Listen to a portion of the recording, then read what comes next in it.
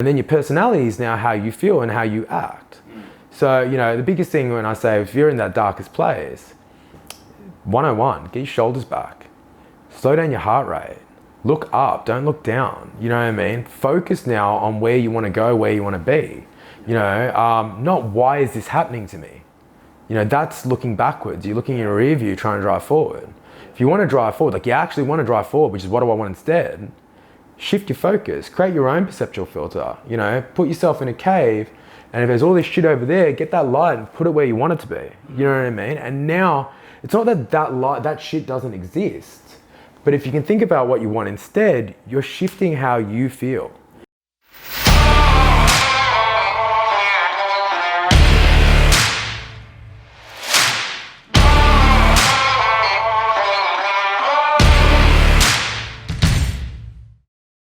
Chris, welcome. Thanks so much for taking some time, very, very last minute that we've got you on. But we couldn't be more stoked to have you on. We've looked through your story. There's a lot that we want to dive into, and we couldn't be more happy to have you here. Thank you, man. Thank you. Excited to do it. First question. Can I swear, not swear? Swear. I get excited. Swear the fuck and away. It just kind of comes out. So it's real. We want the real you. From your videos that you've popped up. I love it. I think if it's used in the correct way, man, it's like authenticity at its finest. I just get a bit carried away. And Never feel like you got to bite your tongue. So, man, we spoke off air about a few different things, but obviously the times that we're in with this coronavirus, with your industry, with your work, with your business, and I think it's a very personal thing at the moment with coronavirus. It's affecting people very personally. Not being able to go places, self-isolation, losing jobs, obviously the health scare. Give us a rundown on how this has been for you in both your personal life, for your business, because I've seen a lot of content that you've put out and you're putting a lot of emphasis on this, and I love your philosophy around this and the message that you're trying to portray and really help people understand and educate them on what's going on and how to deal with it. To tell us how your business has been affected and what you are doing moving forward with what's going on. I mean, with our business, like, it's been pretty amazing. Like, the community has been like incredible. They've been kind of coming in, showing up. We've obviously, you know, put a lot more kind of, you know, sanitation, you know, things in. The studio pretty much smells like Glen 20 at the moment. But the community has stayed so strong. So people were so grateful for us just to, you know, to be open, be functioning, doing the best we can.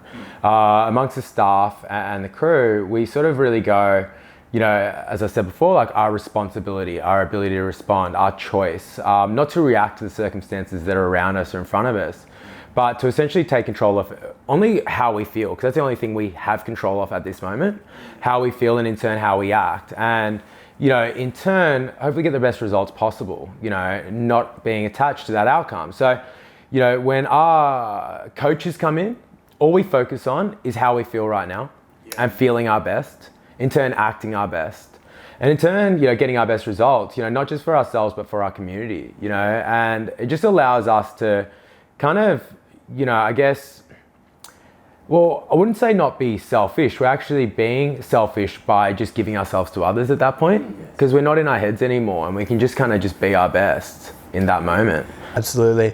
I love that, man. And it's so important to do that. And I think coming back to the self and getting away from this, like you see in the streets, like we're in Melbourne right now, it's nowhere near as busy as, I mean, it's my first time down in Melbourne, but talking to locals, they're just like, it's not busy at all. Yeah. But I think while people are self-isolated and while people are at home, this is an opportunity. This isn't, we're not being dragged to our homes to be put into the naughty corner or just to wait it out and be frustrated and watch time tick by. Yeah. It's an opportunity. It's an opportunity to look at ourselves, look at our life, look at where we're at, and make a plan moving forward, even though it's times of uncertainty. And also the reality too is, I mean, I've tried to steer quite clear of media and news because I find that that's generating a lot of fear. But what I am focusing my attention on is some of the people who I follow and their ideas and their philosophies and what's actually being created. And hearing things like, finally in China you can see blue sky because there's no pollution in the air, and you can hear the birds singing. And in Italy you've got music playing throughout the streets and people are playing from their rooms. And it's a time where we can come together and resolve all these issues that we didn't even know existed. And That ability to respond, like you said, put it so well. And it is, like, you see all these people, like, people are actually going to just become more aware, right? Like, even just what you have, like, how many things we've just taken for granted, our freedoms, our liberties, like, so many things that people took for granted, whether it just be going to the gym or going to the shopping center, you know, meeting up with people, going to a bar, going to a club, going to a lounge, whatever else. Like, you know, just, you know, people don't realize how much they've just taken for granted. And the other side is, you know what? A lot of people are fucking tired. You know what I mean? A lot of people are freaking tired, and they've pursued maybe even careers that they didn't even really want. They've pursued sort of sets of expectations or certain things that they felt like they'll be happy when they achieve this. And they may have even sacrificed some of their values or some of the human connections, the interactions that, you know, really matter to them.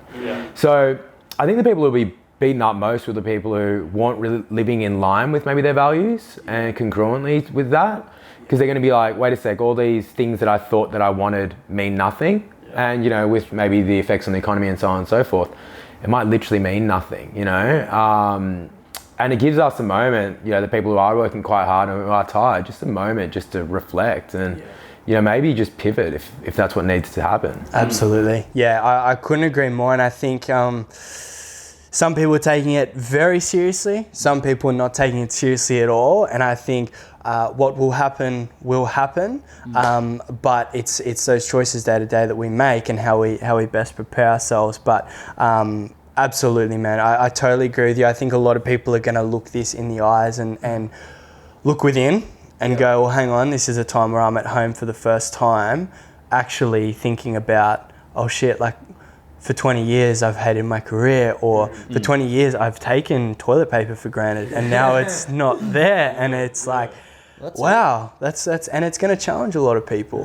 I think it's going to challenge everyone in one, like, different ways, shapes and forms. I think I feel like it really will.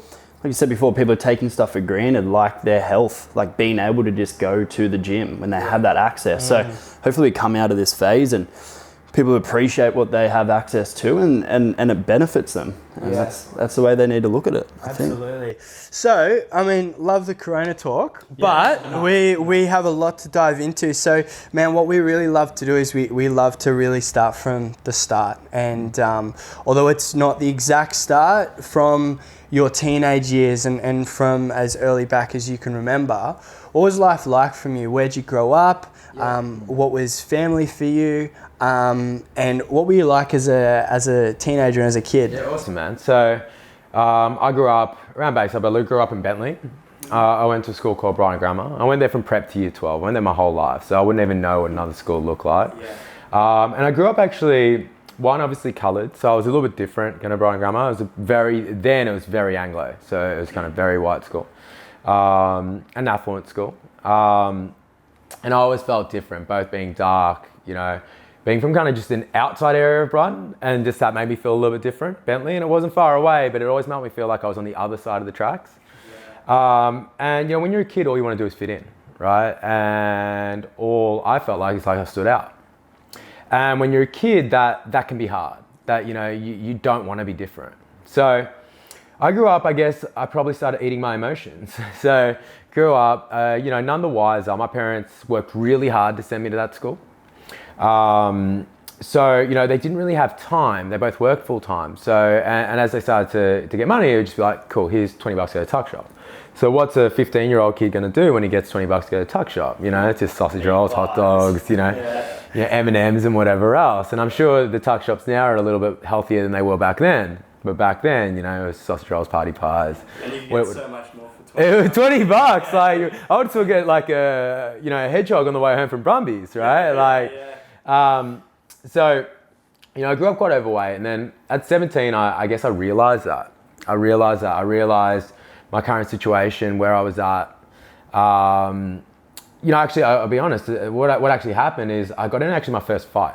Okay. All right, my first fight as a 17-year-old. In school? I was outside of school. I was actually at a party, and a guy was kind of saying some stuff to, you know, essentially my best mate, and I sort of go, nah, you know. We went out the front. It went to blows. There was a few drinks. Yeah. So I was underage.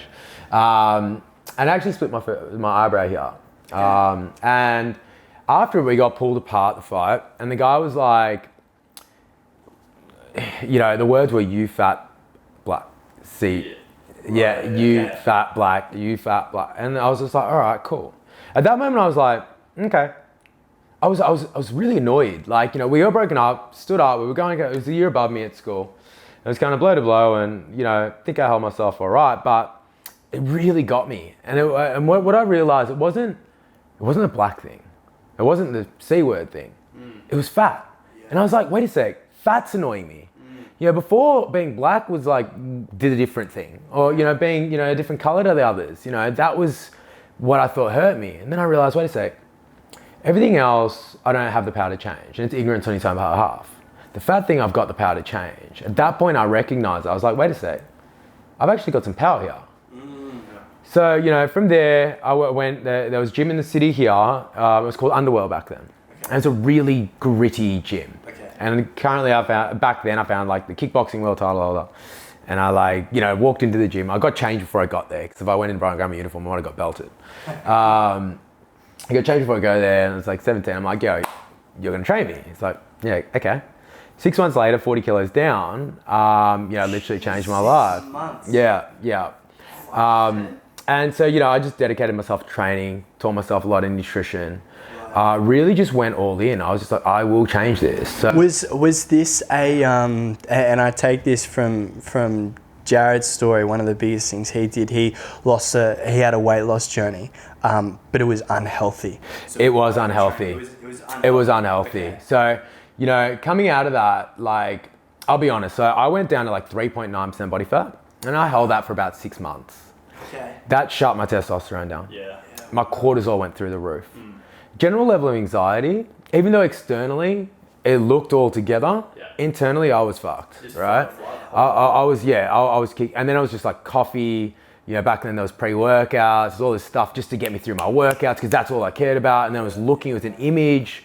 Suddenly I had more attention. There was girls, there was this, there was that. Suddenly being different, it was coming to a time where like hip hop was coming up. So even just being not white became like my asset, you know what I mean? So suddenly I stood into myself. Everything happened so fast. And then they put an expectation on myself to look and be a certain way. Do you know what I mean? So suddenly I guess went from, being under a rock or not being seen and being overweight, become a prison of my own making, to letting go of that. And then a lot came, but then came expectation.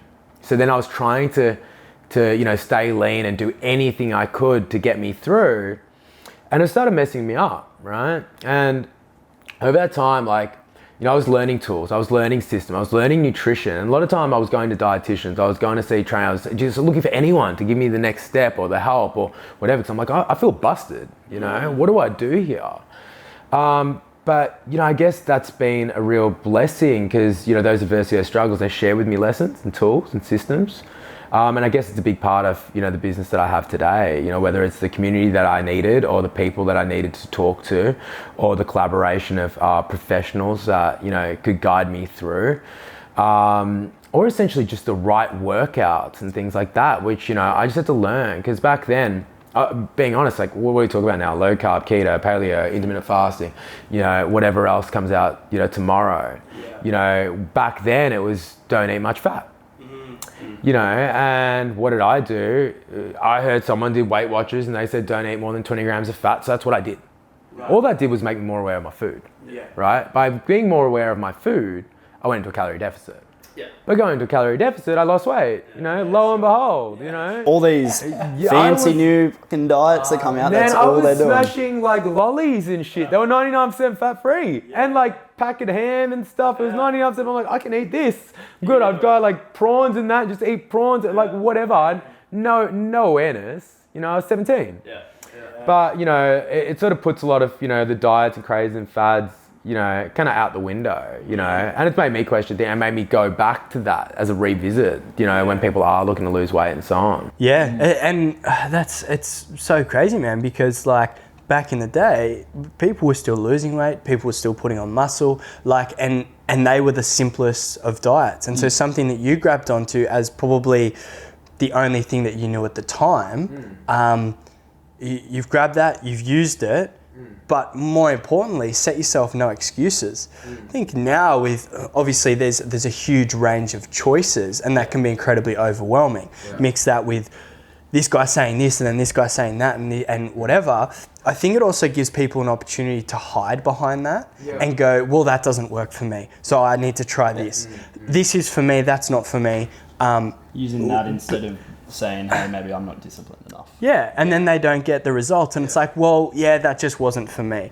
And I definitely think there's two sides of that. One is like the words choice and decide, all right? So people have too many choices, but not enough people make decisions. And decides a lot when it comes from decadere, which is to cut and from, right? A lot of people make choices, so they try something for a minute, and they don't really try it. They still go and have a cheat meal or go out and this or that, blah, blah, blah. So they never decided. Yes, it was a choice, it was a preference, but they never decided. They never fully committed. And I say a diet's got no innate value unless your ability to follow it. It can be on paper, the best freaking diet in the world. If you can't follow it, it's worth nothing. It's worth nothing to you. And it could be worth something to someone else. And that's where the other side of this is, paleo can be a fantastic diet. Keto can be a fantastic diet, So, someone, same thing with low carb, like if they've got insulin resistance and stuff like that, and increased insulin sensitivity, fan-fucking-tastic diet, right? But, when it comes to weight loss, it's a calorie deficit, like a lot of the time, right? So whatever diet allows you to, get within the bigger guideline, the bigger picture, if we think of a nutrition hierarchy, these are all just systems and strategies. But the rules and the principles are a certain way. So if you do decide and you do follow one of these diet protocols, and they do allow you to get to the top principle as easy as possible, it's a win. Absolutely. It doesn't matter if it's keto, paleo. The problem is now, I guess, especially with social and so on and so forth, the person who does discover keto, for them, and it worked for them, and it might be because of other reasons, like they had insulin resistance and now they increased insulin sensitivity, which now allowed them to actually regulate their appetite better because now they're feeling more satisfied and things like that. Then they get on and tell everyone, oh, this is the solution. No, that was a solution for you that allowed you to follow the principle. It's not whatever you can adhere to. Yeah, and it's not one size fits all at all, But there is principles, and as long as we can follow those. I can tell how bloody passionate you are about it, man. And it seems like this incident that you went through with this bloke during school at that party, it led you to dive into this side of things and nutrition and health and fitness and training. And was that the pathway you took post school? Actually, coming out of school, I was kind of like doing a business degree, and at 18, I actually started some fashion labels. So I was like, all right, cool, I'm going to start a clothing label. So I rocked up one day to a manufacturer, and I'm like, cool, I'm going to start a t-shirt label. I'm like, yeah, where's your patents? I'm like, what are patents? Like, patents are like how you pretty much make a t-shirt, like, what they cut the fabric from.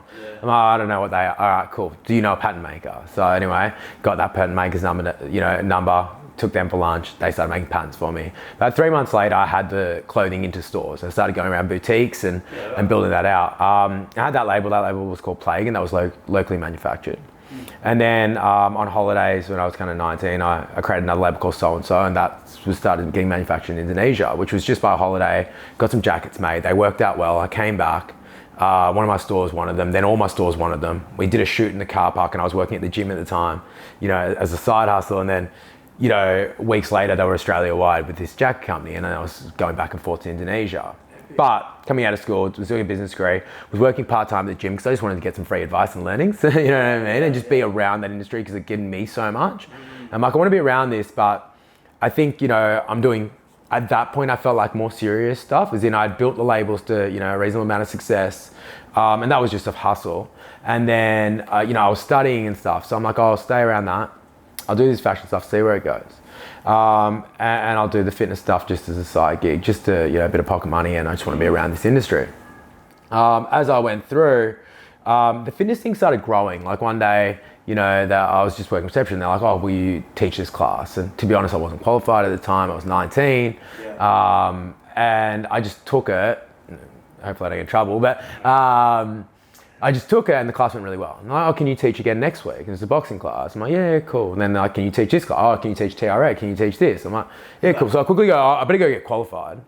And back then you could get your qualification in about 6 weeks. So I just kind of smashed out the qualification. I had a lot of the information then. I was around a lot of trainers. I was in the industry already. So I kind of got the qualification, but I wasn't planning on really using it. I just wanted to make sure I covered my group training classes and my PT that started to build off that as well. And then as I was going 19, 20, 21, when I was 21, I kind of finished my business degree. And I had met, you know, Beck when I was 20, you know, who's now my wife, and we've got a kid. And at that point, the fashion labels had grown Australia-wide. They got quite big. So I was leaving my kind of degree and I'm like, all right, well, I'm going to pursue fashion full time. This is my gig, this industry growing. I was part-time. I was doing about 20 hours a week in fitness. And that had kind of grown to a reasonable level as well. But I had to go, I've got to commit to fashion full time at this point, you know. I've studied, I'm ready for this, you know. So I invested everything I had at that point, which, you know, as a ripe 21-year-old was about 30 odd grand into my next range. And that was kind of, I guess, ready to go, or, you know, I thought ready to blow. And then my wife's sister took her life. And I lost all that drive, all that fire. Like everything, like, you know, there's one thing to come through the weight loss journey. Then I thought I was pretty much king of the world. Then when this happened, I was like, wow, like, you know, that rocked me. And I was How old were you at this point? 21. 21. Yeah. And because you'd met your now wife when you were 20. Yeah. So you'd built that relationship for 12 months, or did you know each other before this as well? We'd known each other from around, but we hadn't actually. We sort of got together around 20 and then, Yeah, cool. And man, how, obviously losing that drive, because how close were you and her sister at this point? To be honest, not very close. Right. It was like, at that point when it happened, like Beck was the most amazing girl, like I knew. She was just the most positive, loving, her just energy's like that, and she was just infectious. And at that point, I just wanted to run away. I wanted to run away from the relationship, because I was like, oh, we're only a year or so. Like, you know, that was like my excuse to myself. Like, can I just run away right now? Like, you know, my life was good. I just wanted to run. And then I had to go, what sort of person does that? What sort of person would that be? This person is kind of the purest, happiest, you know, most beautiful person I know. If I run away right now, what sort of person are you? It did, my labels, in the end, I sort of lost the drive for that. So I was lucky enough that another label picked me up and sort of go, hey, cool, you can come be like head designer for us, and which got, you know, the stuff into like L'Oreal, on L'Oreal Fashion Week and all that. I was 21, had stuff on runways, but I was kind of broken. And I was suffering at that point. Like I got PTSD at that point, in the kind of, I guess, turmoil of the chain of events not long after the death. And at that point I was just in a heightened sensitivity, just trying to keep everything together, because I knew if something else happened again, like if something else big, because the family suffers, you know, when there's loss, right? And that's how it affects the family, each family member in different ways. And I just tried to take ownership, to try to be there for everybody. And at that point I was really I was breaking down. So yeah, like lucky enough at the fashion label, that just sort of saw me go. I guess I had to really look at my values, who I was, what I was doing, what is my purpose? Do I care about kind of the fancy stuff of where I'd grown the fashion stuff to? And I'm like, realized I just didn't care. I cared about like making impact, and the way I knew how to make impact was helping people take control of their training, nutrition, how they felt and how they acted. So I went back into fitness, you know. I was just like, that was kind of the point where I'm like, I need more impact. I need to make more change, you know. I need to go with what I know. That's going to create that. How was, during the times of the PTSD, what did that look like for you? Oh, anxiety. Waking up, sometimes, you know, sometimes not going to sleep, with just this feeling in your chest and your throat. Always feeling like there's weight on my chest, like always. Never being able to see clearly.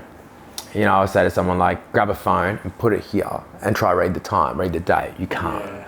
You've got no focus ever. You know, when you're not stressed, you can come here, you can see the phone and you get perspective.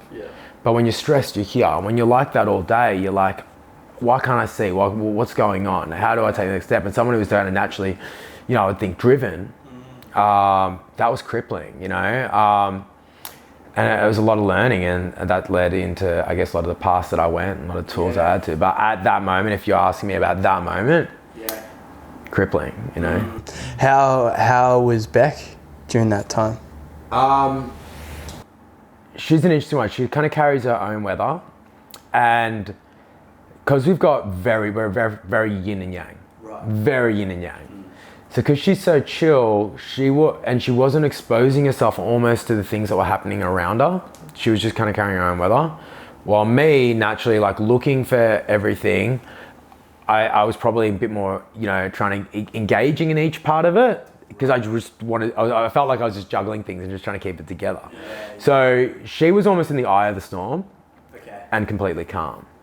And I felt like I was on the outskirts running around. You know what I mean? So that's crazy, man. What did you do? I mean, don't get me wrong. She definitely had a lot of adversity and struggle, but as far as a person, she's quite calm. Yeah, awesome, man. And was time the biggest thing for you in overcoming and getting through the PTSD, or was there other contributing factors? I started off medicated. Yep. So at that point, I went on to like SSRIs, Zoloft. Okay. All right. Just to kind of calm myself.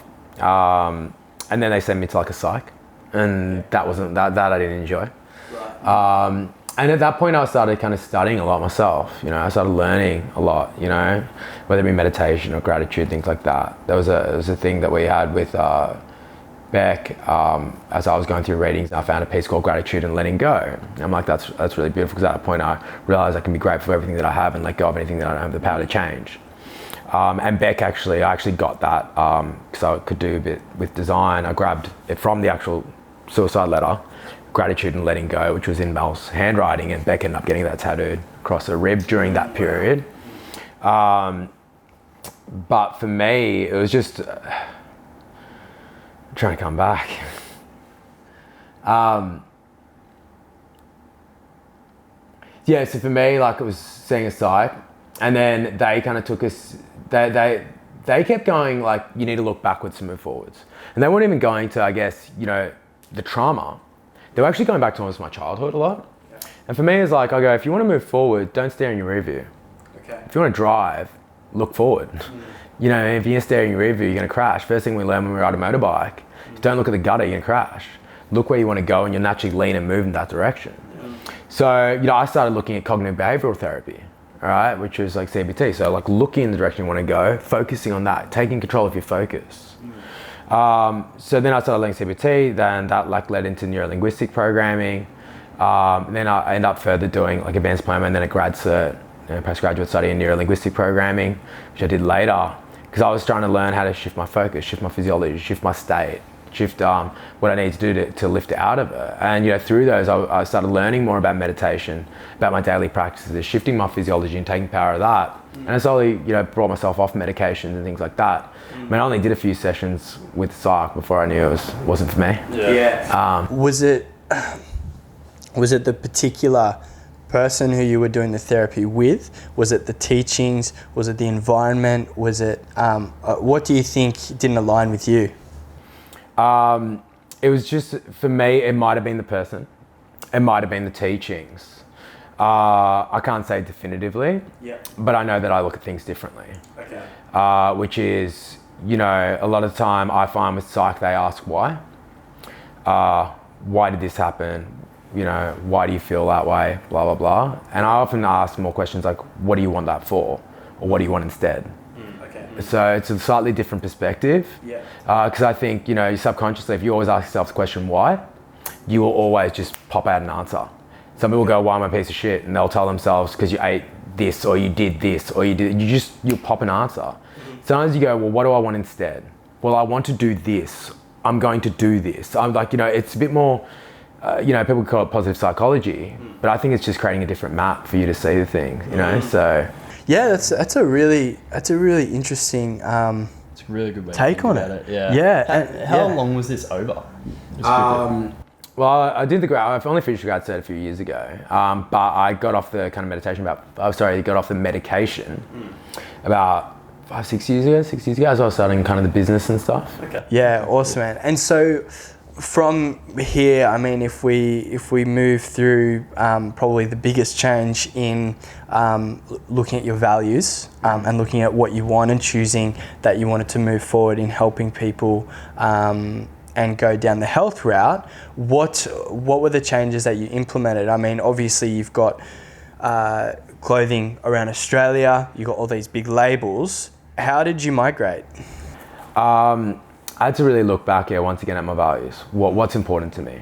You know, there was a lot of, because I was just so broken, I guess there was no other way to go. And I was like, all right, well, what's really important? And I knew I wanted to impact. I knew I wanted to inspire. I knew I wanted to educate, you know.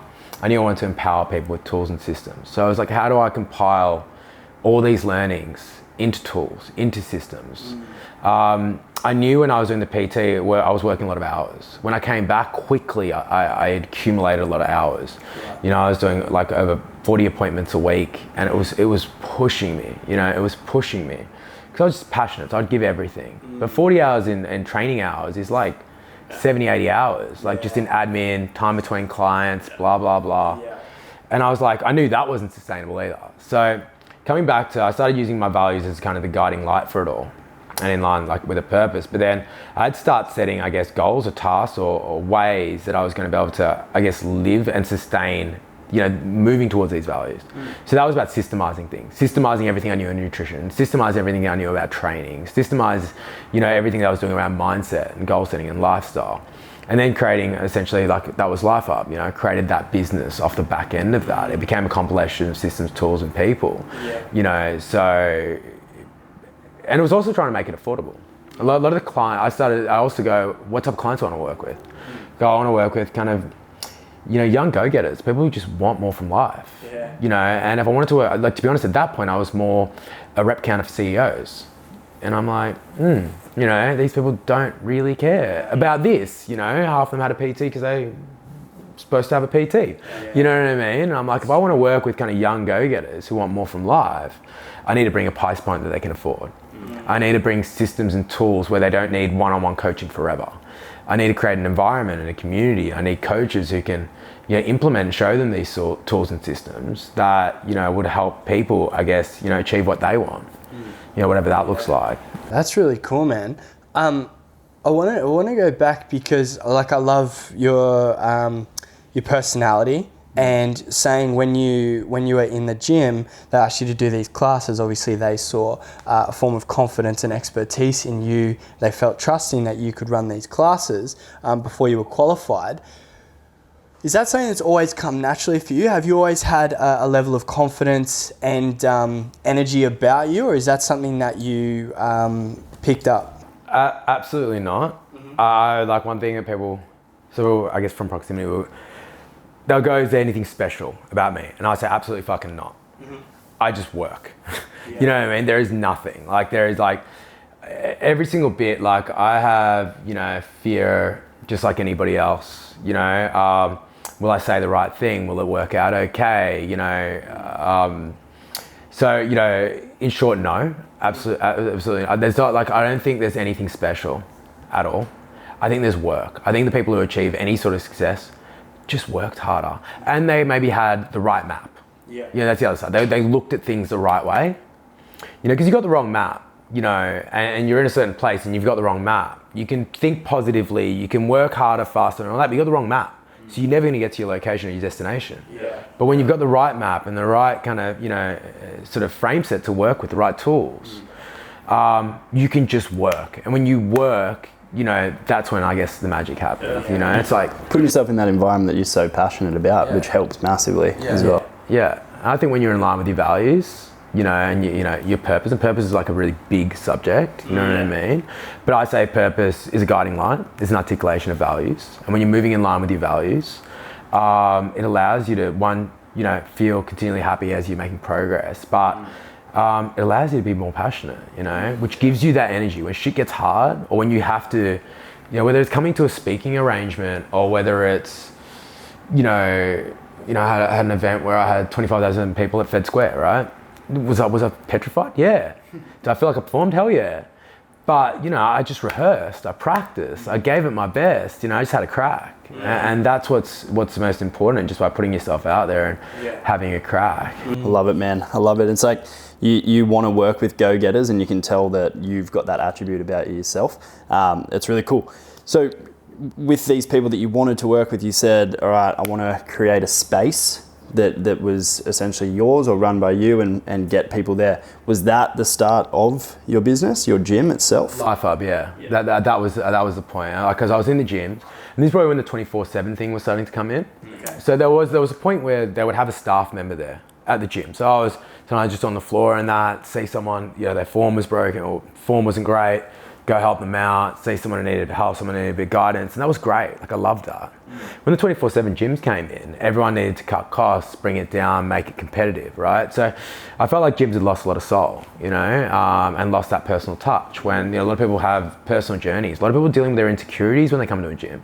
A lot of people are scared, and when there's no one there to guide them at all, like, it can become real lonely. And once again, they're working on their insecurities. Like, do you know what I mean? Someone should probably talk them through it, So I was just like, all right, I want to create that space. I want to create that space where people at, a reasonable price point could have everything they needed, and that was life. I was like, we've got in-house dietitian, and we've got, our coaches and stuff like that. But I was just like, I want a complete service. I want people to come into a price point. So I could work also, because it was what demographic did I want to work with? And it was generally, to be honest, it was like 20-somethings, 30-somethings, and even teens, stuff like that. But I wanted to work with 20-somethings, 30-somethings, young corporates, people who just kind of knew they wanted more, knew they had more to give, knew they needed somewhere that was a release, knew that they needed kind of guidance with that, and, systems and tools that they could rest on, and trust that. So that was kind of the start of Life Hub.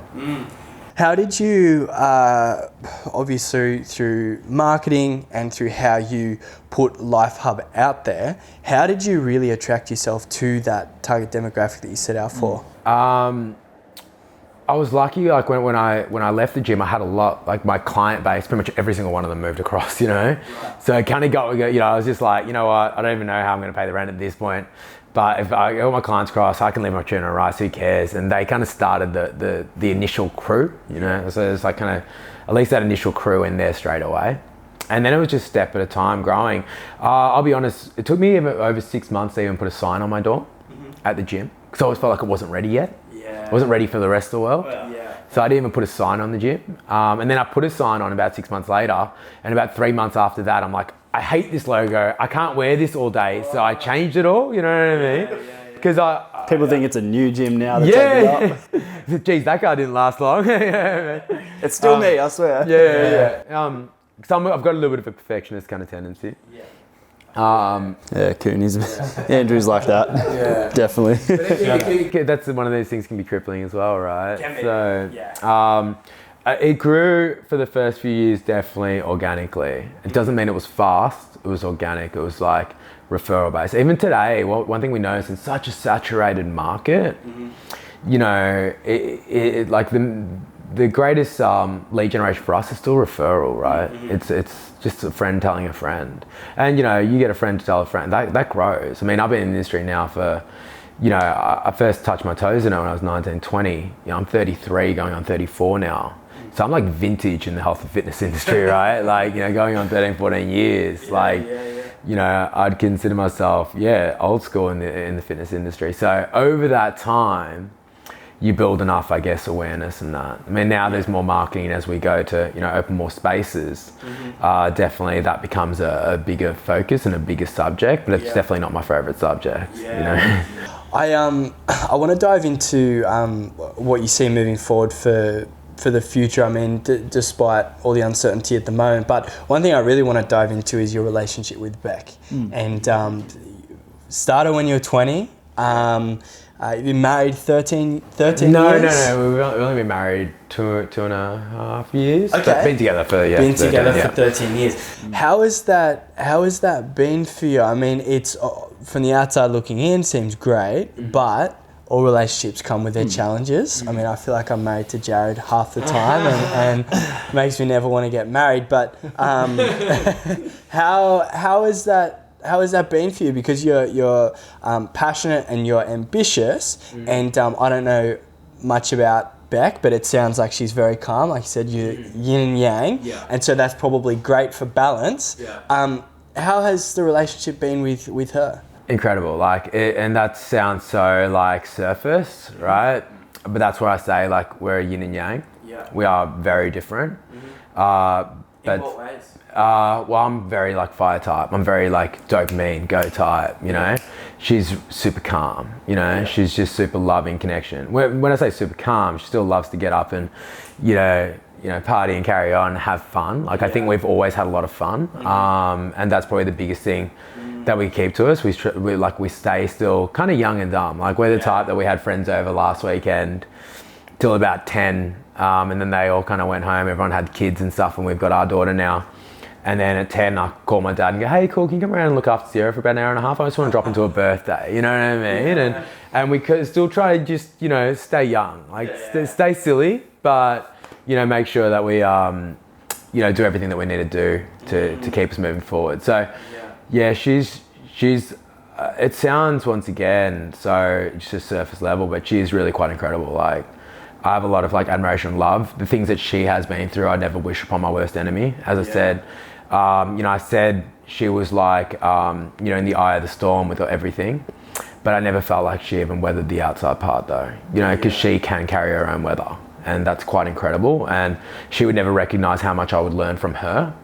You know, I think she sometimes feels like she's there to support me, like as in my pursuits.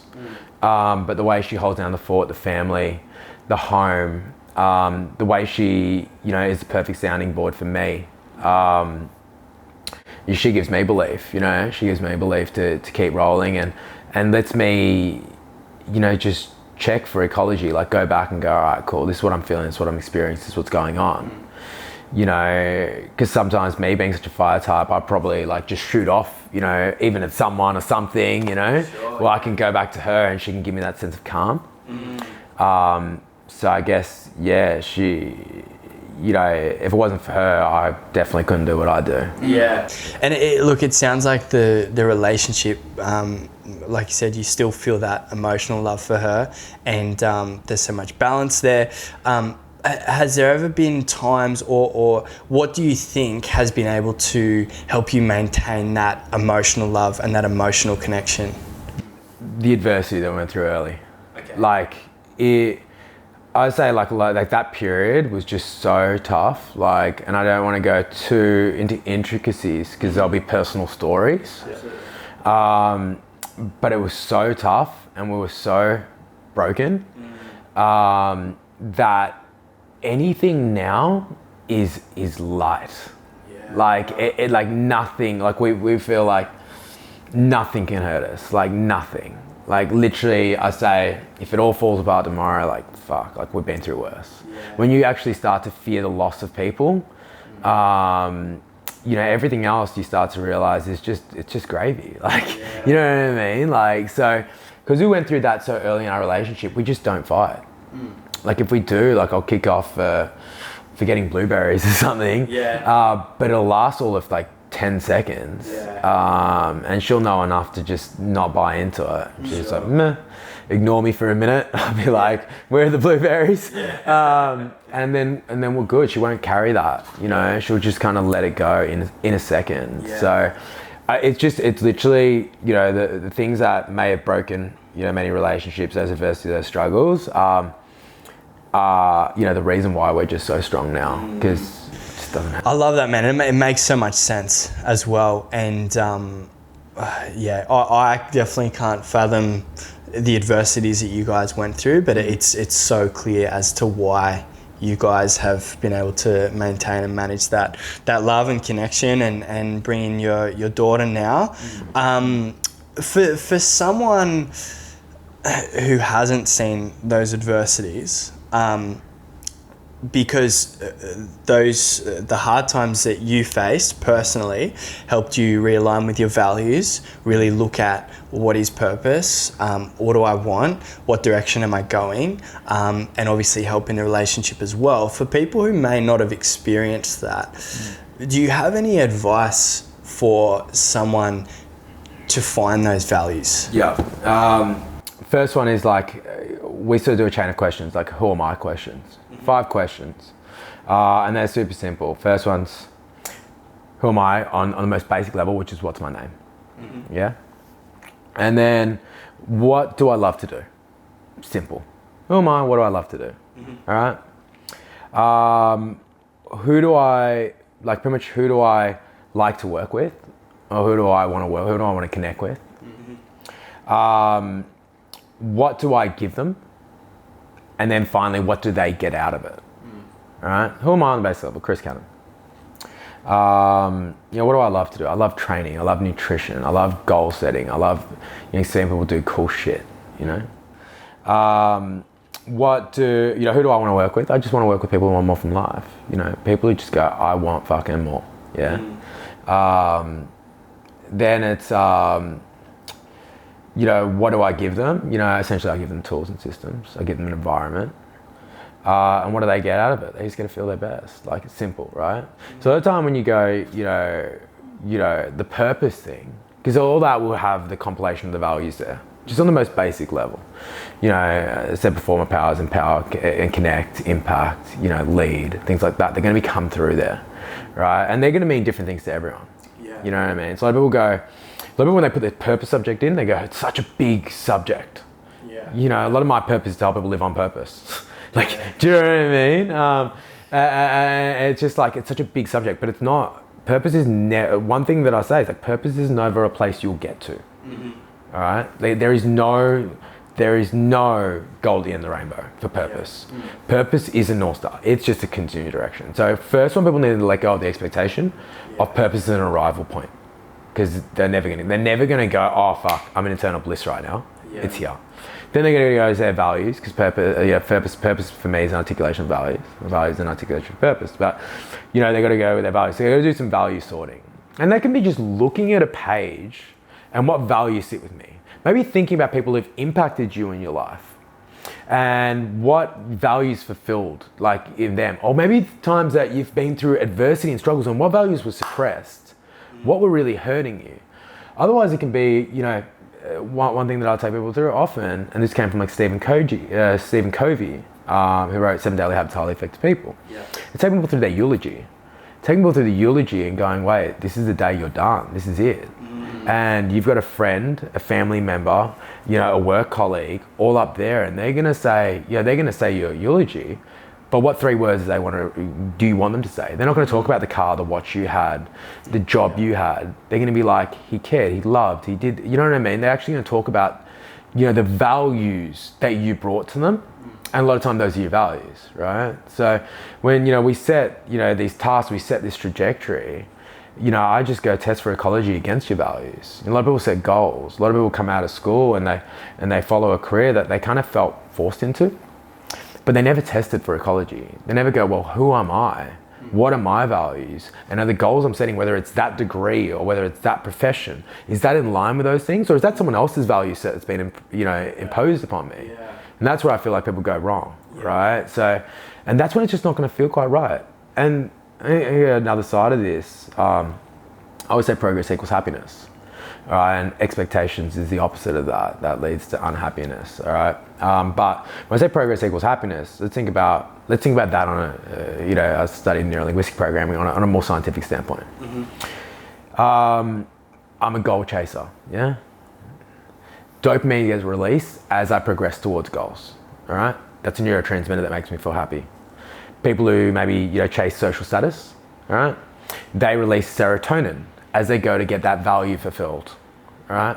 People who, like my wife, really craves human connection a lot. Oxytocin is released in the movement towards that value, all right? Those who chase the high of a workout, endorphins are released, as they move towards that. Endorphins, human body's natural morphine. But there's like a real science to progress equals happiness, and progress towards your values is essentially kind of giving you the keys to feel joy. It's never like the right light at the end of the tunnel, or the gold at the end of the rainbow. It's literally just progress. You know what I mean? So when people can actually get a clear frame of what their values are, it allows them to actually start feeling even just that happiness in the journey towards their values, So it's just kind of like, for me, a big part of, what I talk about, what I do, is making them giving them a new map, going, wait a sec, maybe, these values that have been, imposed on you that you feel like you need to get, maybe aren't serving you or aren't, yours. If people kind of start to go, well, just who am I?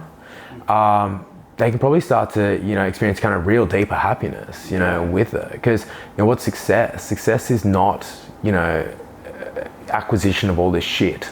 Sure. It's just feeling happy, or at least content, I love that process, man. So good. So fucking good. That's a brilliant, man. I do want to jump to what is next for you using all of this that and like I said before, there's times of uncertainty, but you mentioned wanting to open more gyms, wanting to grow. There's that ambition, there's that fire in you. What does the future look like for you?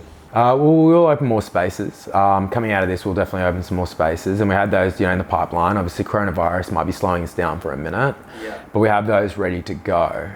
Is that to expand geographically or different purposes for different gyms? No, geographically. So we're bringing the same models to the other spaces, because the models work. Like, they've been really quite amazing. They've been refined over years. We've got that track record and that crew, and we've got amazing people around us that, believe in the brand, that, push the brand forward and push me to continually innovate and become better.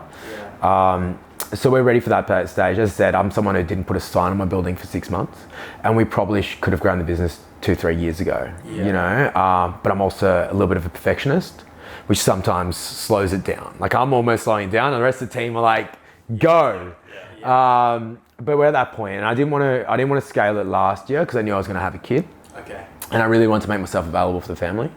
As I said, Beck's rock solid, and she's been absolutely amazing in taking that on. So I know that I'm confident to come back really into the, into the business and really push it forward, which we're really excited about. It's just, when we started, you start with kind of not that much. You start off with like one rack, one aerosol, one ergo, and it was a grey ergo, and I really wanted a black one, but just got a grey one. And now, anyone goes to our studios, there's a lot of equipment and big studios and fancy stuff, which is it's really nice to see, So even these next spaces, we've got amazing people working with both at like artist level who are designing them to, the people who work at every little detail. Like, they're beautiful. Like, there's nothing I've really seen. I've been fortunate enough to travel the world, whether it be in Gritty Studios in Thailand, where I spent time, in camps over there, to, some of the most beautiful studios here in New York, LA, and wherever else. I've been to a lot of studios, and these studios will, be on, I guess, a world-class level, especially the next ones. They're really quite beautiful. So I'm really excited to bring them to the world. Coronavirus is slowing us down for a minute. I'm lucky enough, the people that we're working with on these ventures are also patient, because they understand that the current climate is a little bit volatile, but it's all ready to go. So, we're excited for, the dust to settle. And we believe we've built, a strong and solid brand now that, when the dust does settle, we'll be ready kind of to bring it to the world. Yeah, man, I keep coming up with questions, and I'm like, damn it, but I've got 3 more for you. The first one just came up then, talking about the perfectionism. You said before, and look, I go through this, the perfectionism side of things. What do you think it has... obviously, it takes more time, being that it holds you back in wanting everything to be perfect, not putting the sign on the door. What are the benefits, do you think, of having that perfectionism? Striving for more? Yeah, it's perfectionism. Always makes you strive. It, once again, just like anxiety, it can be crippling. All right. So it's the ability to kind of, one, if you can start to take control of your state, you can act better, get better results. But if you think about all these, futures or what people might think of what you've created, that's when it cripples you, right? Yeah. So perfectionism has definitely driven me to work harder. Yeah. When it hasn't crippled me. Yeah. So when I was younger, it crippled me a lot of times. Yeah. And then that perfectionism or that expectations, even if I was achieving, it felt like it wasn't good enough. So I kept having to push more, sometimes the detriment then of my health and my state. And then I wasn't performing optimally because of that. Yeah. So, I guess with everything I say, they were all learnings, right? Like I've learned over time to manage it and go, sometimes let go. Sometimes just let go, and just let it be and just see how it goes. And know that, I guess, even if I got it wrong or if it could have been better, as long as I gave it my best and had a crack, I can let go of that. Like I can just let go and just be like, you know what, you gave it a crack, you gave it your best. And I think that's the biggest thing. I think my biggest tool for overcoming perfectionism is just give it your best and let it go. Like, do you know what I mean? Like, because if you gave it your best, that's all. Now, if you let perfectionism cripple you, you're not going to give it your best. You know what I mean? So it's committing to the process and not the outcome. Yeah. I love that, dude. I really, really do. For people wanting to start a weight loss journey, what are the 3, or it could be 4 or 2 or 1, whatever you think would be the best process to get them started on that weight loss journey? Yeah. I love that subject. Okay, so what's irrefutable, right? We know that weight loss comes from a calorie deficit. Everybody kind of knows that now. It's kind of everywhere, right? Like weight loss comes from a calorie deficit. How do we get weight loss? Now, diet alone, you can get weight loss. It's actually the fastest way to get weight loss. Doesn't mean it's the most sustainable weight loss, but it is weight loss. All right, the fastest way. You cannot out exercise a bad diet. If you refine your diet, you put yourself in calorie deficit, so you got your energy intake and the energy you burn, bring the energy intake down, you will start to lose weight. Now, things might decrease based on work rate, non-exercise activity thermogenesis, all that. We won't go into the rabbit hole of it, but weight loss, the quickest way is a calorie deficit through diet. Now, how can we get a calorie deficit faster? We can go diet and cardio, right? It's cardio, for effort is going to burn more calories than weight training, plain and simple, all right? Problem is, once again though, is it's not just about weight loss, it's what that weight is made of that's going to create sustainable result. So if we can just lose weight through diet and cardio alone, then diet and cardio alone, what's the use for strength training? It's because a lot of time we go through diet alone, we'll go to that. We're going to go in the calorie deficit, and the body's going to always search for homeostasis, so balance. So if you start to go through diet alone, a lot of time you'll start to decrease basal metabolic rate. Decrease basal metabolic rate, which is 70% of the calories that you take in for a whole day.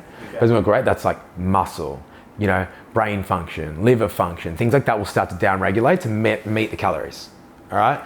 Then things that go on is your non-exercise activity thermogenesis, just your non-voluntary movement, things like that. Your physical activity level, your performance will start to decrease and all that because you're on a lower calorie. So you got less energy, your body's going to start to look to save it. All right. So, yes, diet can help someone lose weight, but it's not going to be sustainable for a lot of people. All right. And then diet and cardio. It's the same thing as diet. Like I just going to go diet and cardio. Do cardio if it makes you feel great. Like do it for different reasons, but if it's on a weight loss journey, and it can help you burn calories, but you got to think about the longevity and sustainability of any body composition change that you might make. And if it becomes a zero-sum game where it's literally just this versus this, you've got to really kind of you got to look at that equation. A lot of time for me, I recommend, for a lot of people, a calorie deficit teamed with weight training. Why team with weight training? It allows them to continue to increase basal metabolic rate.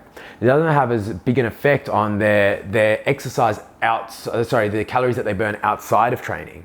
So what it does, by continuing to keep up that basal metabolic rate, it's keeping the metabolic tissue, the muscle in the body, and doesn't affect the activity outside of it. Like their walking and just their general day to day. You keep the amount of calories you burn as high as possible. Put that with a mild deficit, you're actually going to start to lose fat, but you're going to sustain it because you're keeping that metabolism up. Because if you keep going to calorie deficit and then your energy burn just continues to decrease, it's just meeting each other. Yeah, You know, it becomes a bit of a zero-sum game. So, in short, you know, my recommendations for weight loss is get control of your nutrition, get an understanding of it. You know, whether that's following a system or strategy, or whether it's just being more aware, you know, just making better choices. And that's not being high carb or low carb. It's just about eating foods that make you feel satisfied, that allow you to, you know, regulate your appetite more, and just being aware of what you're eating. And then match that for me with strength training, and then do some conditioning. But if there was a hierarchy, get your diet right, do weight training, and then add some conditioning. To feel great, you can burn some extra calories. But if you prioritize cardio over weight training, you're probably going to decrease, you know, a lot of the factors that is going to make it sustainable. Yeah. So good, man. I couldn't agree more. Two more ones for you. First of all, where can people find you on socials? Well, for the business, it's at LifeVibeAU. For myself personally, it's at Cannon, so at C.A.N.N.O.N.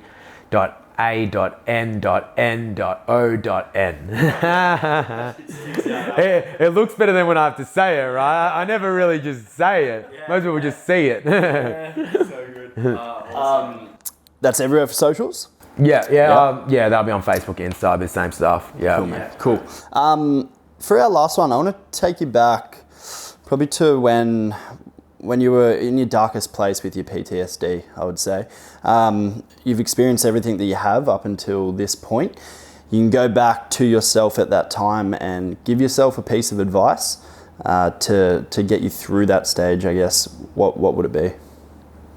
It's going to sound so basic, but it's what do you want instead? Like, you know, when you're going through like real dark times, as I was saying before, you can really ask yourself why. Why am I feeling this? And then you say, oh, I'm anxious, I'm this, I'm that, or whatever. And sometimes just the simple question of like, what do I want instead? What do I want this for? What does this serve me? You know, what can I do? It just so by changing your focus.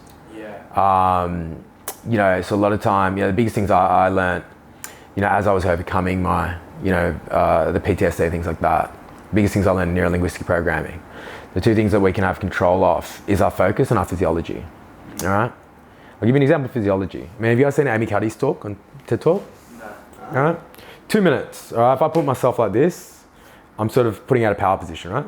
Yeah. If I bring myself like this or curling myself over, I'm in more of a fetal position.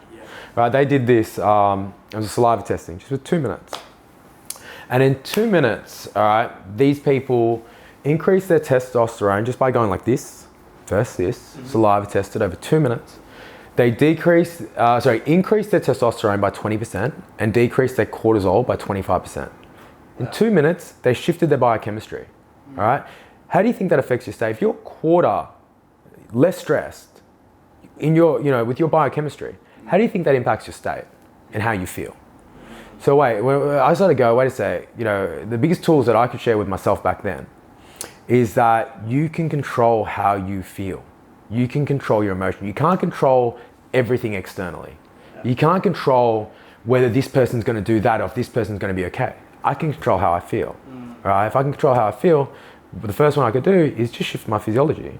That comes through awareness, going, whoa, I'm here. Boom, straight away I'm shifting it. Take attention to my breath. All right, it's all part of my physiology. Take attention to my breath. It's short, it's sharp, slow it down. Boom. What else can I do? Well, with my breath comes my heart rate. As I slow down my breath, my heart rate comes down. As my heart rate comes down, I'm slowing myself down, calming myself down more. So instead of having all this cortisol that's just coursing through my veins, I'm starting to self-regulate. All right, and the other one's my focus. So once again, I can think about all the potential problems, outcomes, and things that could be happening, which can be crippling for me. It's a shifting my attention. I go to someone, think about a car that you've ever wanted. Suddenly you saw the car everywhere. You're like, dicks, everyone just got my car. It's like, no, you've now created a filter which you see the world because now you're looking for it. So when you're looking for problems, and naturally humans are built to look for problems. When you're looking for problems, guess what? Whatever you look for, you'll find. It's like you've created a perceptive filter to see a car, but now you're seeing problems. That's impacting how you feel. That becomes your personal reality, in turn your personality. And then your personality is now how you feel and how you act. So, the biggest thing when I say, if you're in that darkest place, 101, get your shoulders back. Slow down your heart rate. Look up, don't look down. You know what I mean? Focus now on where you want to go, where you want to be. Not why is this happening to me? you know, that's looking backwards. You're looking in a rear view trying to drive forward. If you want to drive forward, like you actually want to drive forward, which is what do I want instead, shift your focus, create your own perceptual filter, you know, put yourself in a cave, and if there's all this shit over there, get that light and put it where you want it to be. You know what I mean? And now, it's not that that light, that shit doesn't exist, but if you can think about what you want instead, you're shifting how you feel. And that's going to be the most important thing, like just how you feel, because you'll act coming out of that place. Man, you said at the start, you were a prisoner or a prison of your own making. And there's so much strength in knowing that when we've got shitty times and shitty situations going on, that we do have control. We do, we can. And stuff like that you can implement straight away in that situation, man, they're going to be game changers. Well, I think it's just like, we've all got, as we're sort of starting, which was responsibility. So we can react to our surroundings, and that's when we can get crippled by that anxiety. Or we can take our ability to respond, our responsibility to go, wait a sec, that's happening. I can take responsibility for how I feel right now, whether that's happening or not, because that's the outcome, that's the expectation. That's my filter on it, all right? But if I can let go of that just for a fucking moment and take responsibility of my emotion, that emotion's the energy emotion is going to allow me to move forward.